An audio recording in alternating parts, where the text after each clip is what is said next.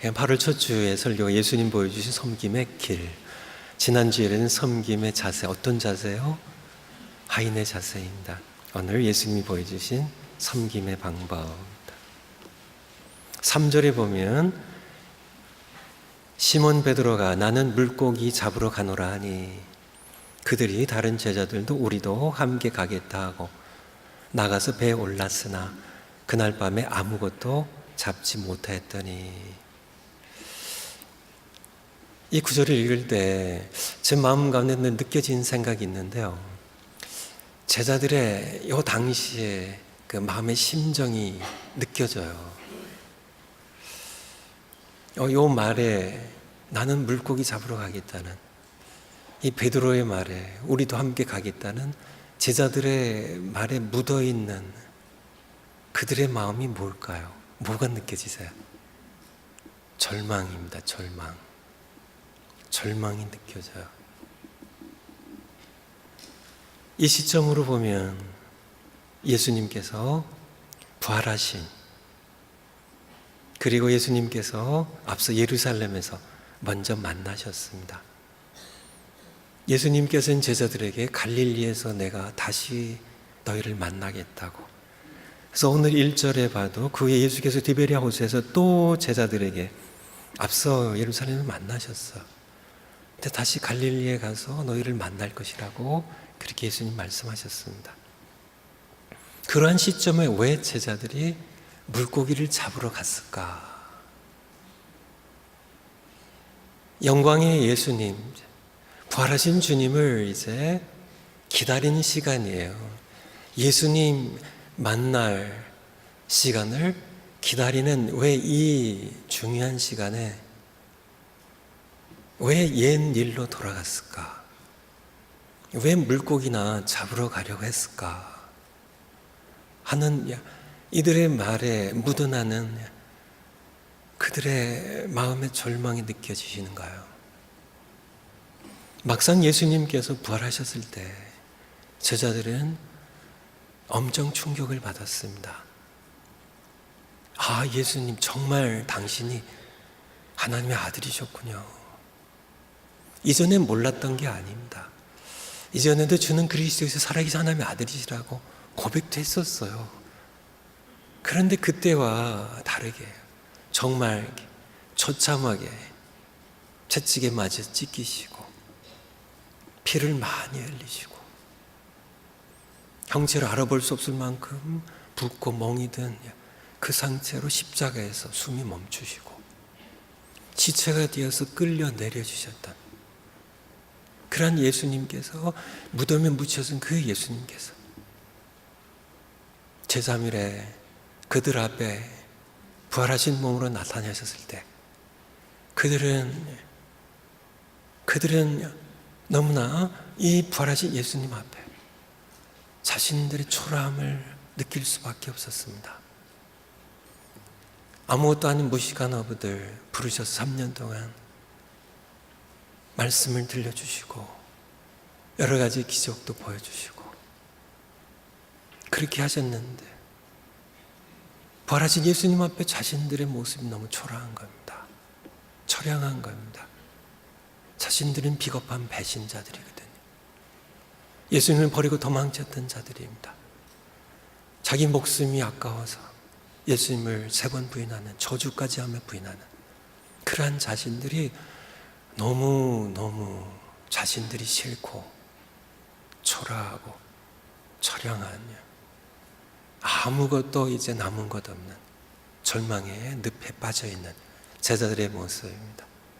예를 들어서 어떤 예식장이 있습니다.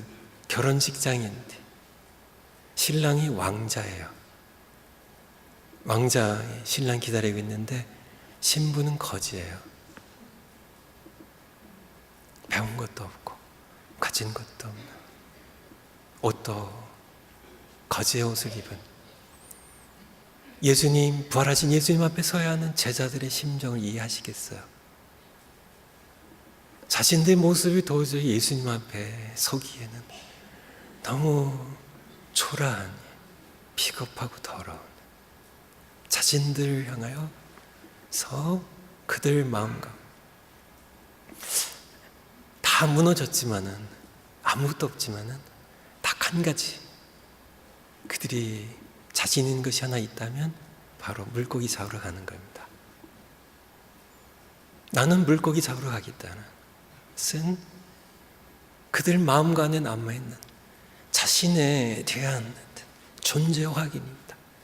그래서 나도 아무것도 못한 비겁한 더러운 도망자, 배신자 불구하지만 그래도 한 가지만은 그래도 할 수 있다는, 그래도 한 가지 일에만큼은 내가 쓸모가 있다는, 그래서 확인하고 싶은, 자신의 확인하고 싶은, 그래서 정말 이렇게 늪에 빠져 죽어가는 그런 사람이 지푸라기를 잡듯이 물고기를 잡으러 가겠다고 했는데, 그것마저도 그날 밤에 그들을 배신하는, 절망에 빠뜨리는 이 제자들의 모습을 그날 밤에 아무것도 잡지 못하는 그런 그들을 예수님께서는 찾아오신 겁니다. 여러분 어떠신가요? 성공을 잘하고 계신가요? 하나님의 은혜입니다. 실패를 하고 계신가요? 제자들처럼요. 정말 나는 아무 쓸모없는 실패만 하는, 늘 예수님을 부인하고 도망치기만 하는, 삶에 있어서 늘 패배 쓰라림만 맛보는, 내가 쓸모 있을까? 한 가지 딱 자신 있는 게 있는데, 그래도 그렇게 해서라도 내가 갈릴리 호수에서 어려서부터 잔뼈가 굵은 어부 출신이에요. 이것만큼은 내가 할 수 있겠다. 그래서 자기가 그래도 할 수 있다는 것을 확인하고 싶어가지고 그거 했는데 그것마저도 무너진 사람들이 여기 계신가요? 이제 더 이상 나는 희망이 없는, 어디에도 쓸모없는 그런 초라한 존재라고 느끼신 분 계신가요? 바로 예수님은 여러분을 찾아오고 계세요. 오늘 말씀입니다. 두 번째 말씀, 첫 번째 말씀이 섬김이 필요한 인생. 섬김이 필요한 인생.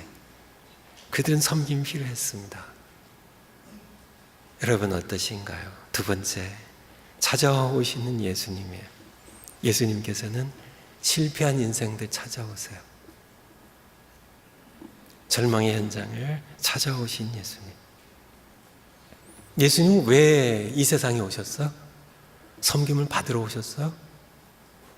인자가 온 것은 섬기러 오셨다고, 죽기까지 섬기러 오셨다고. 지금 이 시간 예수님께서는 섬김이 필요한 분들을 찾으러 오고 계셔요. 세 번째, 예수님께서는 이제 섬겨주시는데요. 섬겨주시는데 세 가지를 섬겨주시는데요. 제자들이 완전히 무너져 있었기 때문에 첫 번째 섬겨주신 것이 마음의 필요였습니다. 제자들은 당연히 많이 피곤하죠. 밤새 그물을 내렸으니까요. 그물을 내려서 그래도 제법 잡히면은 그래도 피곤해도 마음은 기쁜데 번번이 물고기 한 마리, 조그만 물고기 한 마리 잡지 못한, 가뜩이나 힘들고 피곤한데 더 힘든 그런 제자들, 무엇이 더 몸에 피곤하니 지친 몸의 회복이 더 필요했을까요? 그렇게 실패를 연속하는 마음의 회복이 더 필요했을까요? 예수님 먼저 섬겨주신 것은 마음의 회복이었습니다. 여러분들 마찬가지예요. 절망하고 계신가요? 실패 연속으로 정말 여러분이 쓸모없는 인생처럼 초라하게 느껴지나요? 여러분에게 먼저 필요한 것은 마음의 회복이에요. 마음의 회복이에요.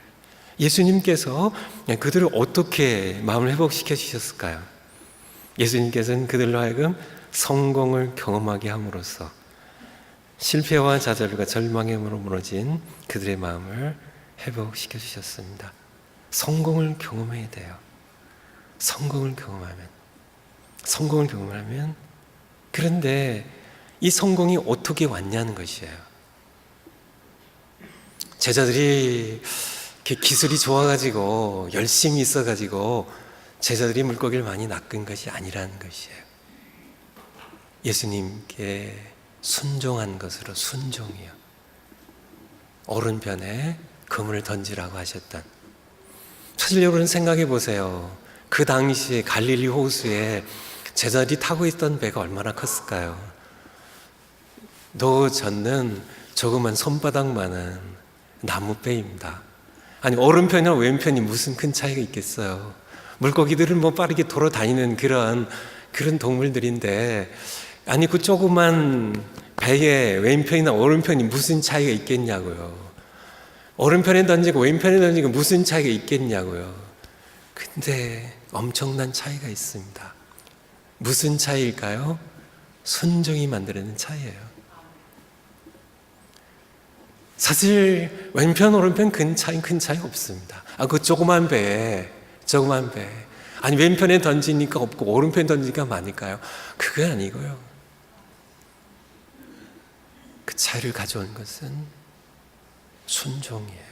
3년 전도 마찬가지입니다. 누가복음 5장에 보면 예수님께서 처음 제자들을 부르실 때 그날 밤도 3년 전에 갈릴리 같은 호수입니다. 거기에서 제자들은 5장 4절 5절에 보면 밤새도록 한 마리도 잡은 것이 없지만은 그날 밤도 그랬어요. 밤새 하나도 못 잡았어요. 차이가 있다면 3년 전에는 깊은 데로 가서 그물을 던지라고요. 어부의 상식에 안 맞는 얘기입니다. 어두운 밤에는 물고기들이 깊은 곳에 가서 잠이 들어요. 아침이 되면은 물고기들이 아침 식사해야 되니까 그것들도 먹어야 되니까 얕은 곳으로 이제 이렇게 먹이를 찾아서 움직이게 되죠. 근데 예수님께서 밤이 지나고 아침이 됐는데요, 깊은 데로 가라세요. 근데 베드로가 뭐라고 해요? 우리가 아무것도 잡은 것이 없지만은 말씀에 의지하여 내가 그물을 내리리이다. 어부의 상식에 맞지 않지만은 순종이 낳는 차이예요. 순종이.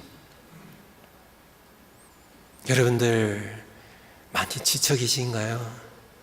도저히 인생이 헤어날 수 없는 절망의 늪에 점점 빠져들어간 것 같은 그런 절망감에 여러분 살아오고 계신가요? 성공을 경험하셔야 돼요. 근데 이 성공, 진정한 성공은 여러분의 기술이나 여러분의 능력에 달려있는 게 아니라 말씀에 순종하는, 이치에 맞지 않는다. 상식이 아니 오른편이나 왼편 무슨 차이예요, 예수님? 그냥 왼편에 던지겠습니다. 모르겠습니다. 그게 아니라 말씀에 의지하여 그냥 깊은 데 가서 이치에 맞진 않지만은 그냥 말씀에 내가 순종하여 그물을 내리겠다고요. 바로 그들로 하여금 성공을 경험하게 했고 그들이 마음이 회복되는 그런 은혜를 겪게 되죠.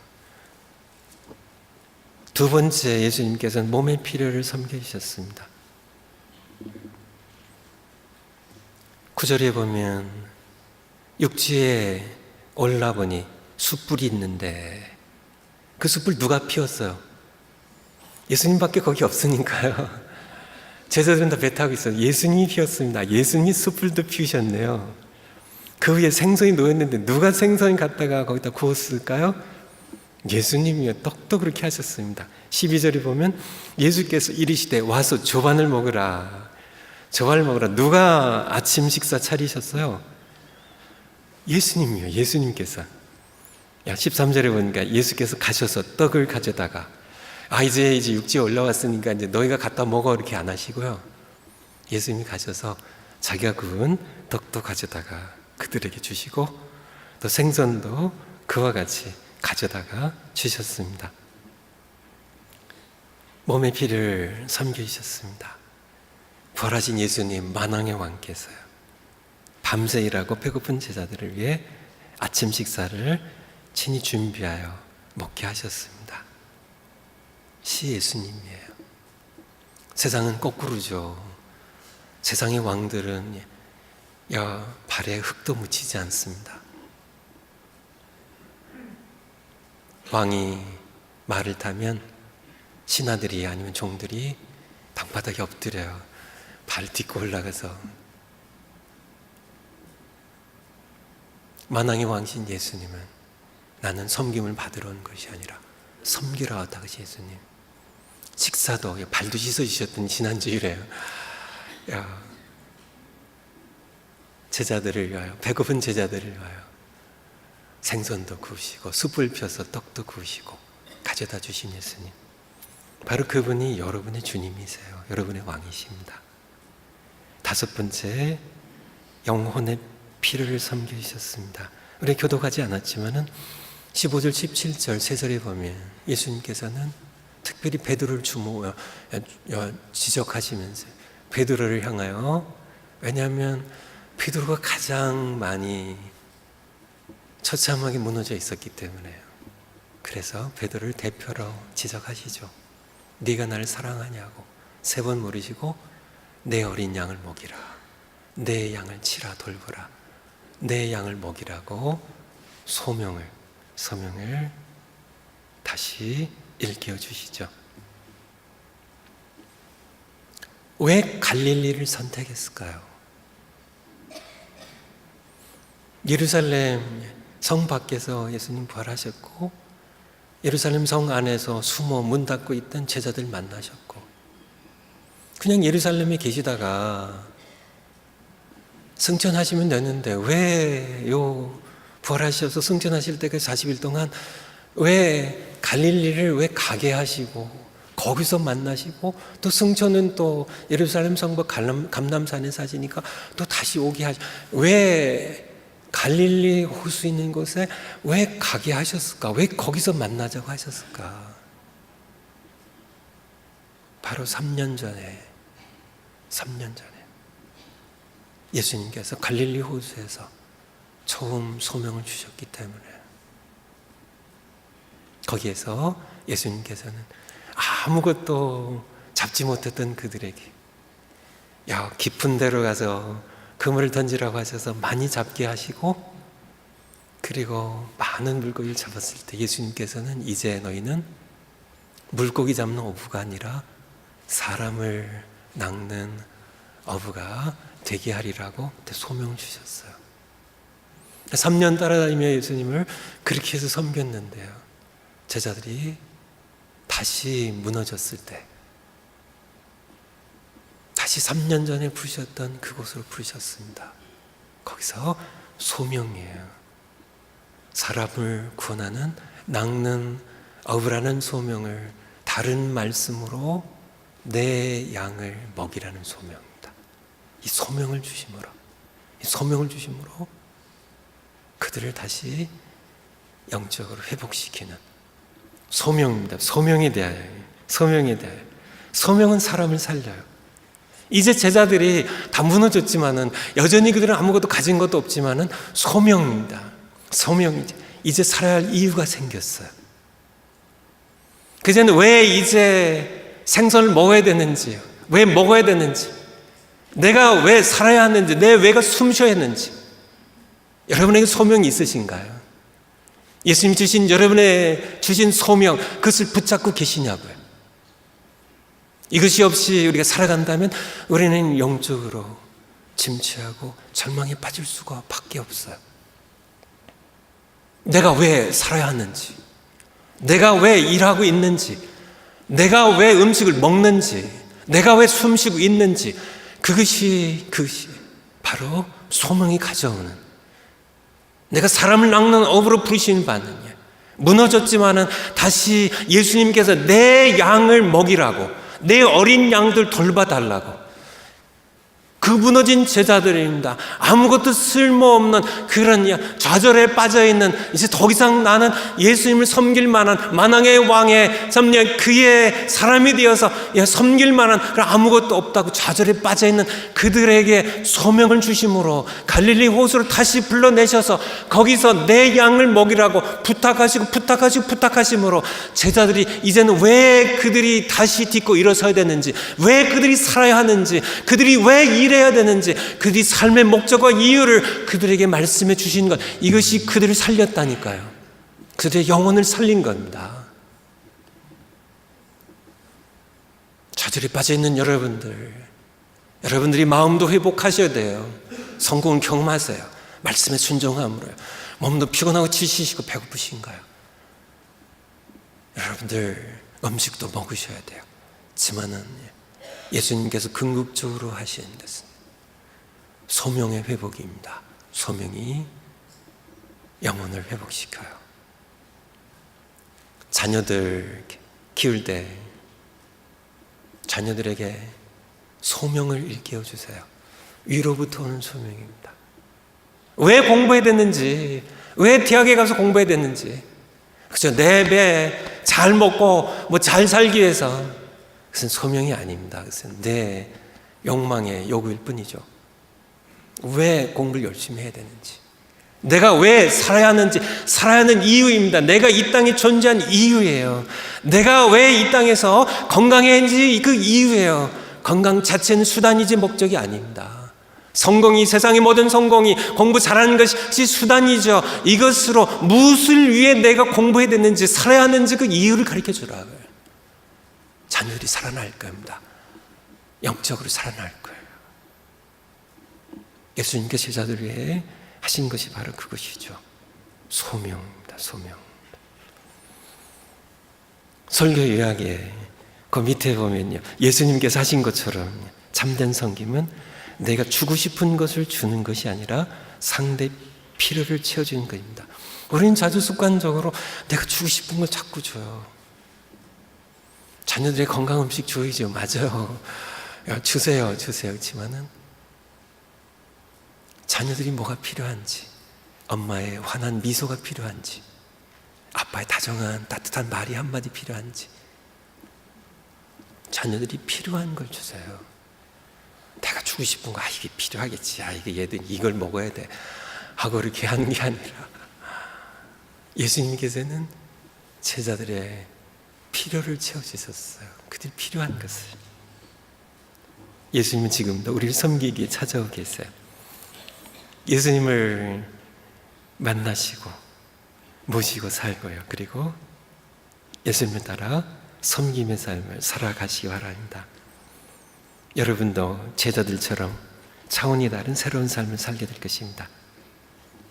옛날에 어떤 깡통 들고 구호를 하는 거지가 어쩌다가 복권에 당첨이 돼가지고 벼락부자가 됐대요. 그래서 이 거지가 이제 벼락부자가 되고 보니까 새로운 삶을 살아야 되잖아요. 꾸질꾸질한 거지 옛날 삶으로 돌아갈 수가 없잖아. 그래서 생각하다가 기발한 생각이 났습니다. 자기 들고 다니는 깡통을 금맥기하기로,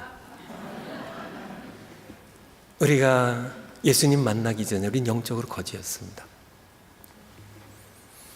예수님 만나고 내가 모든 죄를 용서받고 하나님의 자녀로 거듭났어요. 어떤 거지가 벼락부자가 되는 로또에 당첨된 것과는 비교할 수 없어요. 우리는 엄청난 은혜를 받은 자들입니다. 하지만 우리가 예수님 믿고 구원받아서 새로운 삶을 살아야 되는데요, 이전 것이 지나갔으니 보라 새 것이 되었다고. 자, 우리가 이전 삶을 버리고 새로운 삶을 살아가야 되는데, 우리가 이전 삶에 금맥기를 한다고 바뀐 거냐고요. 새로운 삶을 살아야 돼요. 우리 삶을 아무리 금칠한다 할지라도, 옛 삶을 금질한다 할지라도 아니에요. 껍질이 아니라 내용을 바꿔야 돼요. 우리 삶의 내용을 뭐로 바꿔야 될까요? 예수님의 섬김의 삶으로 여러분의 삶의 내용을 채우시란 얘기예요. 새로운 삶을, 제자들처럼요, 새로운 삶을 살아가게 될 겁니다. 섬기는 거, 그거 그러니까 낮은 사람들이, 하인들이, 옛날에 종들이 하는 천한 일들이지. 그런 것들. 세상의 고정관념들이고요. 예수님께서 그것을 뒤집어 엎으셨어요. 섬김이 얼마나 아름다운 보석처럼 찬란한 영광스러운 것인지, 섬김을 통하여 우리를 구원하셨어요. 여러분을 구원하셨어요. 섬김을 통하여, 섬김이 얼마나 아름다운 것인지, 왕으로서 예수님께서 섬기러 오셔서 섬김의 혁명을 일으키신 그 섬김의 삶이, 이 섬김의 삶의 내용을 바꾸시라고요. 그래서 숙제입니다. 숙제. 1번, 2번은 사실 연결된 겁니다. 가정, 목장, 교회, 세상에서 섬김 필요한 사람들을 살펴보셔야 돼요. 살펴보세요. 가정에 누가 섬김 필요한가 살펴보셔야 돼요. 자녀들이 섬김 필요한가, 아내가 필요한가, 누가 필요한가, 목장에 살펴보세요. 교회에서, 세상에서, 직장에서 섬김 필요한 분들을 눈여겨 살펴보셔야 돼요. 그 다음에 그들의 필요를, 뭐가 필요한지, 마음의 필요가 필요한가, 작은 성공을 경험하게 하세요. 몸의 필요가 필요한가, 따뜻한 밥 한 그릇 함께 맛있게 먹는 게 필요한가, 아니면 영혼의 필요가 있는 사람인가, 그 필요를 채워주는 겁니다. 제가 그냥 두어 가지 좀 이 숙제를 어떻게 할지, 왜냐하면 제가 여러분을 알고 저를 알거든요. 그냥 이렇게 하자고 하면 다 숙제 안 하실 것 같아서 물론 하실 분들도 있으세요. 맞아요. 그런데 안 하실 분들이 아마 하나님만 정확히 아시겠지만 안 하실 분이 조금 더 많을 것 같아서 제가 실제로 예를 좀 들어서 이런 식으로 하세요.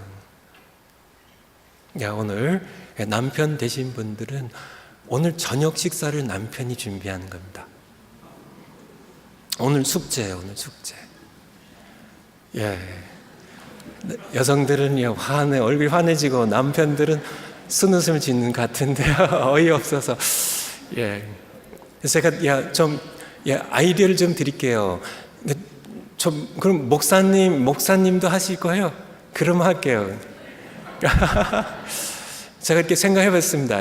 제가 이렇게 저녁 식사를 이제 아내를 준비해야 되는데, 제가 자신 있는 게 딱 하나인데요. 라면 끓이는 겁니다. 솔직한 얘기예요. 솔직한 얘기. 해봤어요, 알죠? 근데 라면을 대접할 수는 없을 것 같고, 이게 결혼해가지고 지금 30 몇 년 됐나요? 처음 하는 건데 라면 하는 건 좀 또 아닌 것 같고, 그래서 생각해 봤습니다. 내가 할 수 있는 게 뭐가 있을까? 해보진 않았지만은 김치찌개는 할 수 있을 것 같은 생각이 들었습니다. 왜냐하면 이게 좋은 소식이요. 김치찌개는 이미 김치에 양념이 돼 있어요. 이거 아마추어 저의 생각입니다. 양념이 돼 있으니까 따로 양념할 필요가 없을 것 같아요. 그래서 그냥 물 붓고 거기다가 이제 김치 이렇게 넣고 제가 먹어보니까 너무 푹 끓이면 김치가 물러진 맛이 없어요. 아주 적당히 끓이고, 그 다음에 돼지고기 좀 썰어 넣으면 그러면 되지 않나요? 그렇게 해서 남자가 창피하게, 근데 예수님도 하셨어요. 만왕의 왕이신 예수님께서 숯불 피우시고 배고픈 제자들을 위하여 생선도 구우시고 떡도 구우셨던 그런. 그래서 오늘 우리 숙제입니다. 숙제. 우리 남편들을 위한 숙제입니다. 한 서너 달 됐나요? 제가 정확히 기억은 못하는데 어쨌든 얼마 전에 우리 교회에 어떤 성도님이 저에게 그런 얘기를 하셨습니다. 목사님, 우리 한국 남성으로 한국 여성과 결혼해서 함께 사는 거는 복인 줄 알라고 하시면서 그런 얘기를 하시더라고요. 중국 얘기를 하시더라고요. 중국 여성들이 가장 기피하는 결혼 대상이 한국 남성이래네요. 왜냐하면 중국 남성들은 제가 여러 번 들었습니다.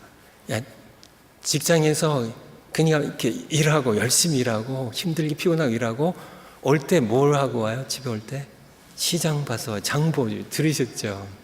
장 봐가지고 그다음에 여보 됐어요 장보 왔으니까 해줘 이렇게가 아니고 본인이 다 깎고 다듬고 뭐 삶고 뭐 기름에 볶고 해가지고 저녁을 다 차리면서 아내를 이렇게 극진하게 모시는데 한국 남성들 살아봐서 아시겠지만은 저 이렇게 중국 여성들이 가장 기피하는 결혼 대상에서 최하위가 한국 남성들인데 중국 남성들이 가장 선호하는 결혼 대상은 누굴까요? 한국 여성들이래요. 한국 여성들.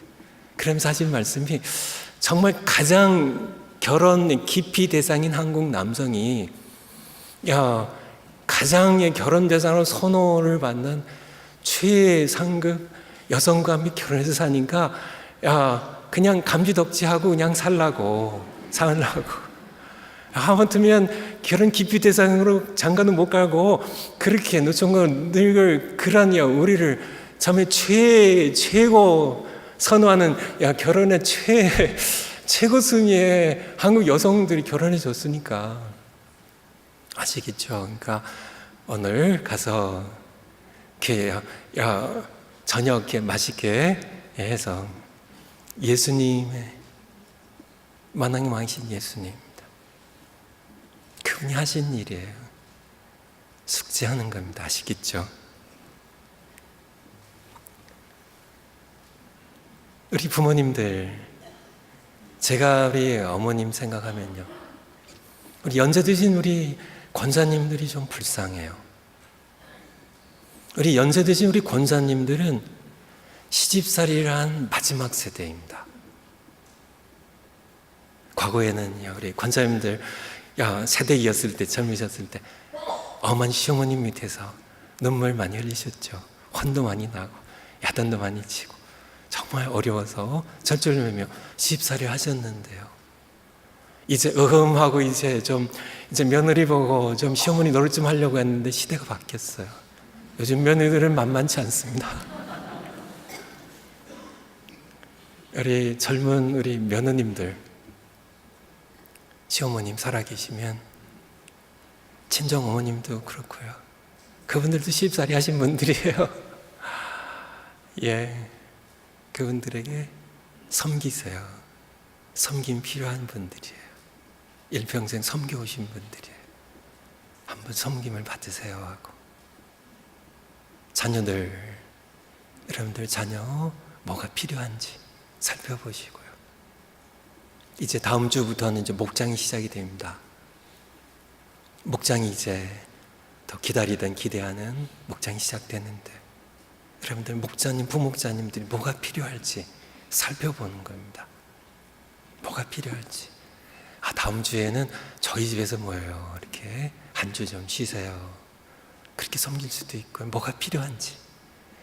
내가 음식 하나 해갈까? 한 접시 해갈까요? 그렇게 섬겨주세요. 마지막 숙제 세 번째 건 VIP 초청잔치. 우리 섬김 필요한 분들이에요.